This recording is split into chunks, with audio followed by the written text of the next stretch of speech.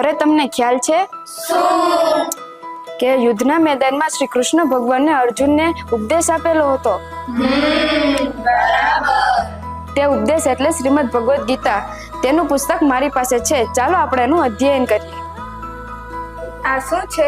આ કુરુક્ષેત્રના મેદાનમાં થયેલું યુદ્ધ છે. યુદ્ધ કોની કોની વચ્ચે? કૌરવો અને પાંડવોની વચ્ચે યુદ્ધ થયું હતું. આ યુદ્ધમાં ભગવાન શ્રી કૃષ્ણ અર્જુનના સારથી હતા અને તેમાં તેમને શ્રીમદ ભગવદ ગીતાનો ઉપદેશ આપેલો હતો. આ શ્રીમદ ભગવદ ગીતામાં 18 અધ્યાય આવેલા છે અને તેનું 576 ભાષામાં અનુવાદ પણ થયેલું છે અને આ ભારતનો અનુપમ ગ્રંથ છે. પ્રથમ અધ્યાયનો પ્રથમ શ્લોક તો સંભળાવો. ધર્મ ક્ષેત્રે કુરુક્ષેત્રે સંવેતા યુયુત્સવ મામુકાહ પાંડવાશ્ચેવ કિમ કુર્વંત ન સંજય. એનો અર્થ શું છે?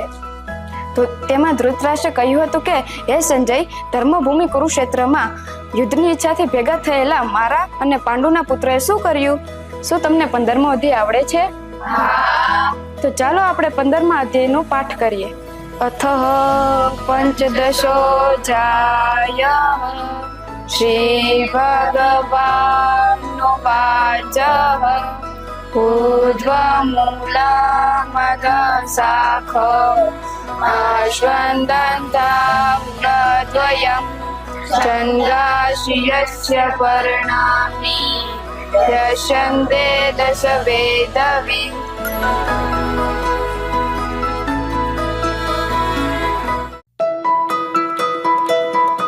અરે તમને ખ્યાલ છે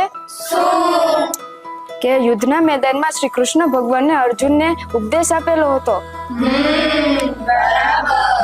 તે ઉપદેશ એટલે શ્રીમદ ભગવદ ગીતા. તેનું પુસ્તક મારી પાસે છે. ચાલો આપણે એનું અધ્યયન કરીએ.